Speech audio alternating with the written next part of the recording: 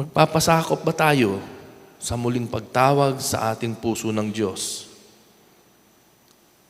Tatalima ba tayo sa malambing na panunuyo ng Diyos? At ito ang buhay na walang hanggan na ikaw ay makilala nila sa naiisang Diyos na tunay at si Jesucristo na iyong sinugo. John 17:3. Kaya yung sinaunang pangako ng Diyos sa Hosea para sa isang bayan na nagtaksil ay natupad kay Kristo at naging mismong kahulugan ng buhay na walang hanggan para sa atin. Ang walang hanggang buhay ay hindi lamang ang pamumuhay magpakailanman. Ito ay ang buhay sa isang tunay, matalik, at tipanang pakikipag-ugnayan sa Diyos sa pamamagitan ni Jesucristo. Nang siya'y matauhan, nagpasya siyang bumalik sa kanyang ama. Inihanda na niya ang kanyang pag-iisip, ang kanyang pagtatapat ng kasalanan sa pag-aakalang kailangan muna niya ang patunayan ang kanyang sarili bago siya muling tanggapin. Madalas ganito rin tayo. Sandali, magpapakabuti muna ako bago ko lalapit sa Diyos. Pero nakita niyo yung story, alam ko, nasabi ko na ito before. No? Nung malayo pa lamang siya, ay nakita na siya ng kanyang ama. Okay? Nahabag ito sa kanya, patakbong sinalubong siya, niyakap at hinalikan. Huwag natin kalimutan to. Napakalalim ng meaning nito. Lalo na yung pagtakbo. Kasi nga, sa batas ni Moses, ang anak na nagkasala o dishonor ang parents, papatayin. At alam yun ng ama, kapag siya'y nakita ng mga tao, tiyak na mamamatay siya. Kaya anong ginawa ng ama? Tumakbo siya. Inunahan niya ang mga tao at niyakap. Bakit niyakap? Para nga kung sakaling mayroong bumato, sino tatamaan?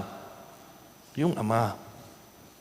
Napakagandang istorya. Ito pagka mababasa ko to, talagang medyo naiiyak ako dyan. Paulit-ulit kong binabasa siya. Halos hindi pa natatapos ang anak sa kanyang pag-amin sa kasalanan ng utusan ng ama ang mga alipin na dalhin yung pinakamainam na damit. Bihisan siya ng pinakamaganda. Yung pa yung term na ginamit, yung pinakamaganda. Binigyan ng sing-sing, bilang simbolo ng authority. Okay? Inihanda ang malaking handaan. Celebration. Bakit? Kasi nabuhay na muli yung kanyang anak. So itong Hosea ay pwedeng i-consider na version nitong kwentong ito sa Lucas. Hindi naghihintay ang Diyos na malamig at walang pakialam hanggang sa maging karapat-dapat ang Israel na magbalik. Kundi siya mismo ang lumabas upang salubungin ang kanyang bayan sa ilang at magsalita ng may pagmamahal sa kanyang puso. So, ano masasabi natin sa ating sarili? Kung ikaw ay naligaw, kung ikaw ay may mga Diyos ang sinasamba, at maaaring hindi kinikilala ng ating kultura bilang mga Diyos-Diyosan, ngunit patuloy na umaagaw sa pagmamahal ng nararapat lamang kay Kristo, pakinggan mo itong mabuting teksto na binasa natin. Hindi lamang hinihingi ng Panginoon na bumalik ka, siya mismo ang lalabas upang salubungin ka sa iyong ilang. Ginamit niya o ginawa niya ang iyong akor, ang iyong sariling lambak ng kaguluhan at paghihirap upang ito'y maging pintuan ng iyong pag-asa. Nililinis niya maging ang nalilitong wika ng iyong pagsamba. At nakikipagtipan siya sa iyo ng isang tipan ng kapayapaan na umaabot sa bawat sirang relasyon at bawat sugat na iyong dinadala. At ang pangako niya, muli kanyang pakakasalan.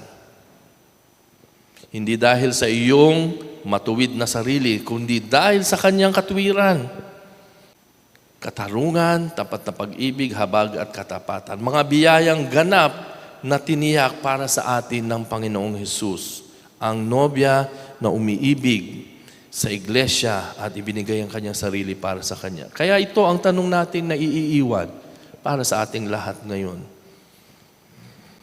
Magpapasakop ba tayo sa muling pagtawag sa ating puso ng Diyos? Tatalima ba tayo sa malambing na panunuyo ng Diyos?